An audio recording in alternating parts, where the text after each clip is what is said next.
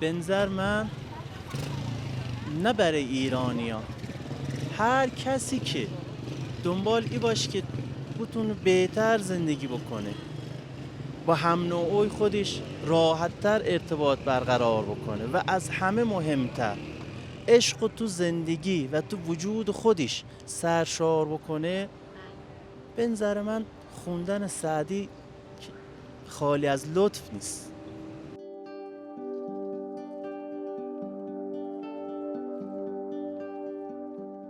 پارتنر اشتباه که انتخاب بکنی، یه مدت بعد یه سری چیزا ازش میبینی، یه سری کارا میکنه که کلا زندگیت اونجوری که بود دیگه نیست. بعدش هم که تمام بشه به خودت میای میبینی دیگه کار از کار گذشته، همه چیزت عقب افتاده، از زندگیت عقب افتادی، از درس تو. مثلا من خودم اگر برمیگشتین به گذشته، به یه دوره از زندگیتون، چه چیزی رو تغییر میدادین یا چه کاری رو انجام نمیدادین که حس میکنین مهم بوده، اشتباه بوده یا تأثیر داشته روی زندگی؟ چه کارایی گفتم بعضی کارا هست مثلا به نظر من دانشگاه رفتن یه کاریه که وقت تو الکی داری هدر میدی. اون چرا؟ اون 4 سالی که تو میذاری برای دانشگاه میتونی یه شغلی برای خودت آزاد راه بندازی و توش موفق تر بشی. یعنی الان از رشته‌ای که در حال حاضر میخونین راضی نیستین به دلایلی؟ آره، به نظر من کار آزاد بهتره. مثلا چه کاری شما در جریانین که درآمدش خوبه و پیشنهاد میکنین که برن سراغ اون شغل؟ حالا برای دخترها بیشتر ناخونکاری یا نمیدونم هر شغلی که باعث بشه مستقل باشن و رو پای خودشون وایسن. شما اگه برگردین عقب انتخاب رشته دانشگاه رو انجام نمیدید، نمیرید دانشگاه؟ خیر. ترجیح میدین که کار آزاد داشته باشین؟ بله واقعا آره. و الانم کار آزاد تا حدودی شروع کردم. چه کاری؟ همین ناخونکاری رو. و به نظر درآمدش در چه حد میانگین اگر بخواین ماهیانه بگین؟ چون من تازه شروع کردم خیلی درآمد نداره، ولی اینکه 4 سال بذاری تایم بذاری پیشرفت میکنی و مطمئنم به درآمدهای خیلی بهتری میرسی. برمیگشتم به اون روزی که تصمیم گرفتم درس بخونم رشته خلبانی و در این حالی که تمام آدم‌هایی که باهاشون صحبت می‌کردم، تحقیق می‌کردم و همشون به من میگفتن این کارو نکن، اگر اون روز حرفشون رو گوش می‌کردم شاید بیشتر از اینی که حس بد تجربه کنم روزای بد داشته باشم روزای قشنگ‌تری می‌داشتم. چه نتایجی اون تصمیمتون توی زندگی الانتون داره؟ کلاً مسیر زندگی من رو عوض کردی که چون یه تایم خیلی طولانی گذاشتم برای اینکه بتونم برسم به اون هدفه، ولی متاسفانه شرایط ایران و حالا اتفاقاتی که افتاد تو اون سالایی که من درس میخوندم نشد که اصلا انجام بشه و هر چیزی هم که تا اون موقع جا داشتم متاسفانه از دست دادم. الان هیچ راهی که دوباره بتونین به اون مسیر برگردین وجود نداره؟ در ایران خیر. یعنی حس میکنین که دیگه وقتش نیست، همون موقع وقتش بود؟ چیزی که من میخوام محدودیت هایی داره در ایران با توجه به سن، با توجه به هزینه، با توجه به بازار کار که متاسفانه توی ایران تقریبا غیر ممکنه. یک دندگی رو ترکش میکنن. خدمت شما که آرزم سعی میکنم به حرفای بزرگترای خودم، کسایی که با تجربه تر از خودم بودن دقت بکنم و نسبت به صحبتاشون فکر بکنم، تو زندگیم خیلی بهتر خب استفاده کنم از اون تجربه اطرافیان. اگر چه شیوهی رو استفاده میکردین توی تصمیم گیریتون حس میکنین تصمیمای بهتری میگرفتین؟ صداقت، یک رنگی با خود واقعیم بودن، صداقتی که میگم با خودم صادق بودن، برای خودم زندگی کردن، یعنی صداقت با خودم داشتن، این با خودم یه رنگ باشم، رو راست باشم. چقدر اطرافیان میتونن تأثیر گذار باشن توی تصمیمایی که حالا بچه هاشون، دوستاشون، خواهر برادرشون میگیرن؟ خیلی کم به نظر من، چون که خود آدمی هست که خودش میتونه از نو بسازه و درست بکنه و خرابم بکنه. هیچ کسی نمیتونه تأثیر به سزویی داشته باشه. شاید کسی بتونه یه حرفی به من بزنه و من بر اثر ضعیف بودن ذهنیتم نسبت به خودم خب دچار تحت تاثیر قرار بگیرم بگم بله درست گفته. ولی در کل بخوای نگاه بکنی هر کسی خب این جایگاه رو نمیتونه داشته باشه که بخواد تأثیر به سزای تو زندگی شخصی داشته باشه، به غیر از اینکه اون شخص طرف مقابل یک فرد دانا، یک پیر درجه یک اعلا باشه، که خیلی کم پیش میاد که یه شخصی بتونه اینجور فردی رو تو زندگی ملاقات بکنه. آیا دوره‌ای یا روزی از زندگیتون هست که اگر برگردید دوباره به عقب بخواید تغییرش بدید یا جور دیگه ای تصمیم بگیرین؟ آره هست.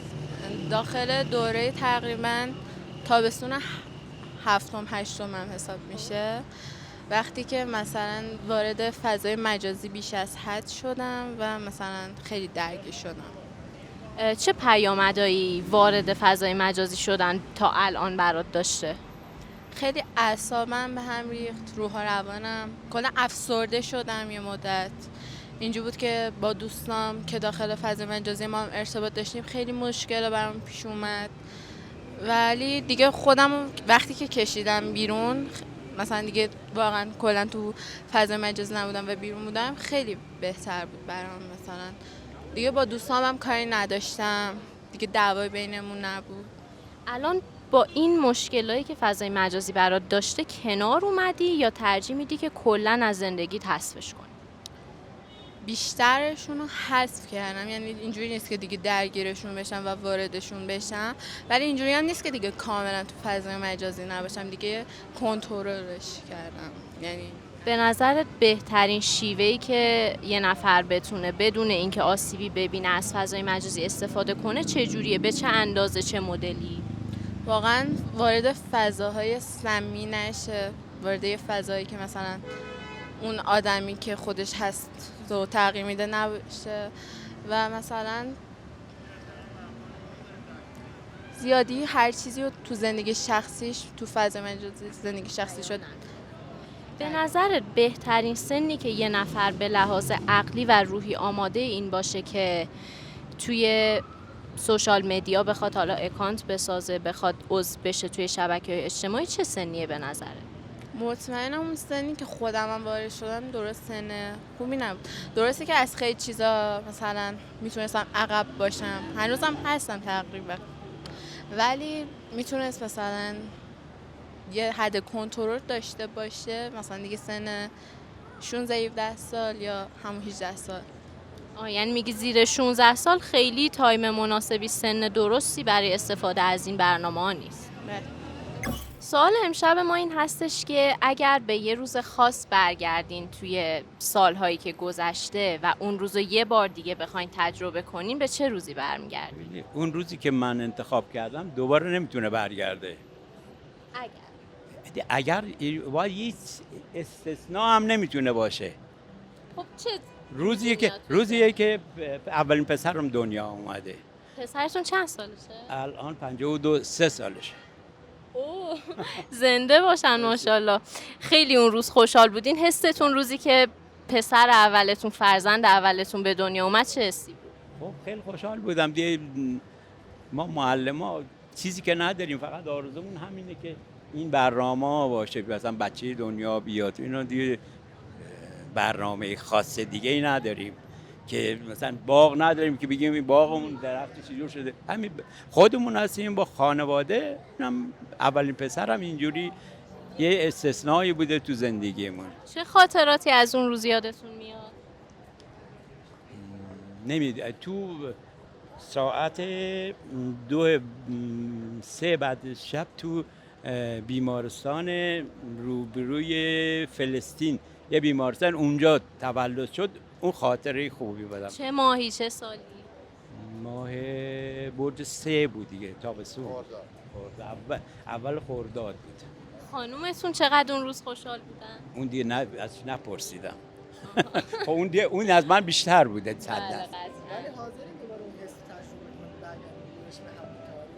یعنی یه چیزی که امکان نداره من هیچ وقت آرزوش نمی‌کنم. هر چیزی که امکان داره باید آرزو بکنه. ولی چیزی غیر طبیعی خب آدم نمیتونه آرزو. چه کارایی گفتم بعضی کارا هست مثلا قبلا برای پدر و مادر یا برادرها اینا انجام دادیم که مثلا زندگی اونا بهتر بشه، بخوان کمتر اذیت بشن تو زندگی. خب اما در عوضش مثلا خودمون ضرر کردیم، شخص خودمون یا شاید هم مثلا زندگیمون دیگه برای خودمون اونچنان موفقیت آمیز نبوده. خب اما به خاطر آسایش اونا این کارا رو انجام دادیم. اگه دوباره برگردم مثلا اون موقع دوباره همین کارا رو هم براشون انجام میدم، با وجودی که میدونم خودم ضرر کردم، خودم خیلی اذیت شدم، اما به خاطر که خانواده است، پدر است، مادر است یا برادر است، دوباره همون کارا رو براشون انجام میدم. یعنی با اینکه شما متضرر شدین از این تصمیماتتون، بازشون پدر مادرتون هستن و شما ارزش براشون قائلین، دوباره همین کارا رو انجام میدین؟ دوباره انجام میدم به خاطر که لااقلش وجدانم راحت. یعنی در واقع اصلا پشیمون نیستین از این؟ نه، به خاطر که میگم وجدانم دیگه راحته، یعنی نمیگم که به خاطر اونا کوتاهی کردم یه چیزی. به هر حال دیگه زندگی هر جور باشه میگذره دیگه. حالا فقط پدر مادرتون یا اگه خواهر برادرتون بودن باز همین کارا رو براشون می‌کردین؟ نه، اتفاقا هم پدر مادر بودن هم خواهر برادر، همشون بودن، فقط کل خانواده بودن، به خاطر همشون. من 100% اگه برگردم به عقب مطمئنا پارتنر اشتباه وارد زندگیم نمیکنم. یعنی این پارتنر اشتباه یه سری ضربه ها به آدم میزنه که آدم بعداً میفهمه که ای داد دیگه کار از کار گذشته و خیلی عوض شده. یعنی پیرتر میشه نسبت به اعصاب و روان آدم، روحیات طرف، اصلا همه چیز عوض میشه. پارتنر اشتباه که انتخاب بکنی یه مدت بعد یه سری چیزا ازش میبینی، یه سری کارا میکنه که کلا زندگیت اونجوری که بود دیگه نیست. بعدش هم که تمام بشه به خودت میای میبینی دیگه کار از کار گذشته، همه چیزت عقب افتاده، از زندگیت عقب افتادی، از درس تو. مثلا من خودم 12 یه سال افتادم عقب به خاطر همین چیزا، نتونستم باهاش کنار بیام از اینکه تمام شد و رفته. بعدش هم که دیگه کلا یکم بزرگتر که شدیم فهمیدم و دیگه وقتش بود که برم خدمت. یعنی هیچ فکری تو ذهنم نبود، امیدی به درس خوندن نبود، امیدی به سر کار رفتن نبود، گفتم برم خدمت. رفتم خدمت، یکم گذشت، چند وقت گذشت، بعد فهمیدم این کارم نباید میکردم، این خدمت هم نباید میرفتم. خدمت پیر میکنه آدمو، از زندگیت عقب میافتی، 2 سال عقب میافتی. اون 2 سال خودت میتونی واسه خودت یه شغل آزادی راه بندازی، پیشرفت کنی برای خودت، بتونی اون کاری که بهش علاقه داری رو برسی بهش، بعدن یه درآمدی خیلی بهتر داشته باشی. یعنی به نظر من کلا آدم اشتباه تو زندگیت نیاد، سراغ چیزای الکی خدمت رفتن یه چیز الکیه واقعا. الان بری برای چی خدمت کنی؟ به خدمت کنی 2 سال از زندگیت بره، میتونی 2 سال بری بچسبی به مهارتی که داری رو ارتقا بدی، بعدن یه درآمدی داشته باشی که حتی اون کسی هم که درس میخونه میره سر کار اونم نداشته باشه.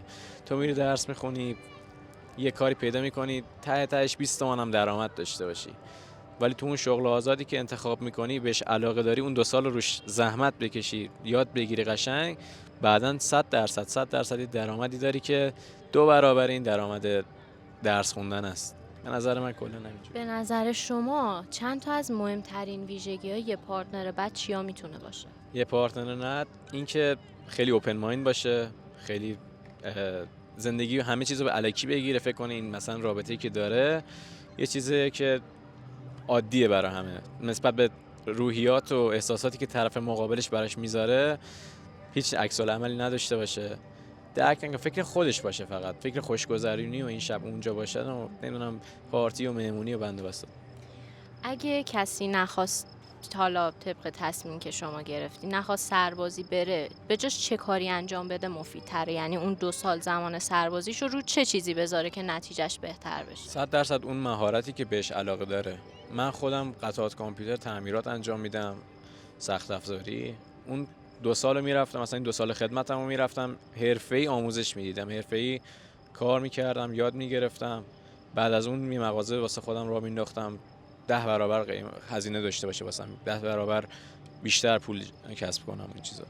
بین شغلای آزاد چه شغلی است که طبق تجربیات شما درآمد خوبی داره؟ به نظر من برای پسرا 100% مکانیکی، همین قطعات کامپیوتر، برنامه نویسی، مترجم زبان بودن، اینا خیلی درآمد داره. پس سربازی میگین که بهتره که به تعویق بیفته یا اصلا نرن اگر شرایطش؟ اگه شرایطشو دارن میتونن، آره نرن. واقعا برای چی برن اصلا؟ یه کم عقب‌تر بیفته، بتونن یه شرایط خوبی از زندگی داشته باشن، بعد برن، نه تو شرایط و سن کم بخوان برن که از زندگی عقب بیفتن. اون 2 سال جوونیه دیگه، 2 سال اوج جوونیه. حالا 18 سالگی بره یا 20 سالگی بره فرقی نداره. سن جوونیشه، تو این جوونی میتونه کلی کارا بکنی که پیشرفت بکنه. بعد اینکه راجع به پارتنر بد صحبت کردیم، چند وقت آدم به پارتنر بدش فرصت بده برای تغییر کافیه؟ به نظر من فرصت دادن یک گزینه کاملا اشتباهی. یه آدم که وقتی یه بار اشتباه میکنه مطمئن باش بار بعدی هم بهت ضربه میزنه. حالا مدت زمانش میتونه هر چقدر باشه خوب باشه، ولی اون ذات اون آدمه که همیشه کثیف میمونه. بهترین توصیه‌ای که میتونین به جوونای از خودتون کوچیک‌تر، اونایی که از شما بزرگتر هستن داشته باشین، درسی که امسال گرفتین از زندگی چی بوده؟ سعدی به نظر من نه برای ایرانیان، هر کسی که دنبال ای باش که بتونه بهتر زندگی بکنه، با هم نوعی خودش راحتتر ارتباط برقرار بکنه و از همه مهمتر عشق تو زندگی و تو وجود خودش سرشار بکنه، به نظر من خوندن سعدی خالی از لطف نیست. بله، چقدرم که مفید بود پیشنهادتون. ممنون از شما. بله، فال تولدتون رو اگه بخواین بگیرین. حالا یه سوالی ببخش، از کجا بدون فرد تولد منه؟ میدونیم دیگه. حالا خیره. خب یه فال بگیرین، یه ذره‌شو رو برای ما بخونین، دستتون در نکنه. حالا این صحبتو رو خدمت جناب حافظ باید بکنیم برای تفاعل، ولی خب اینا همشون توی دایره هستن. جناب حافظ میگه که وقتی که شما میخوای یه تفاعل خدمت بزرگا بکنی، میگه که آدمی و پری طفیل هستی عشقند، ارادتی بنما تا سعادتی ببری. حالا ما هم خدمت جناب سعدی شیخ اجل، دوست گل تمام مردم، عرض ارادت میکنیم که یه سعادتی ببریم خدمتشون. انشالله که خیره.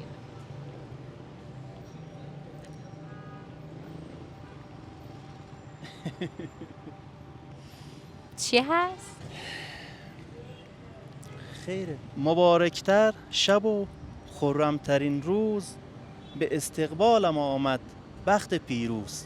بله انشالله که همینطور. دهل زن گو دو نوبت زن بشارت، دهل زن گو دو نوبت زن بشارت، که دوشم قدر بود امروز نوروز. مه هست این یا ملک یا آدمی زاد، پری یا آفتاب عالم افروز. ندانستی که زدان در کمینند، نکو کردی علی رغم بدآموز. خیلی جالب شد. مرا با دوست ای دشمن وصال است، ترا گر دل نخواهد دیده بر دوست. شبان دانم که از درد جدایی، نیاسودم ز فریاد جهان سوز.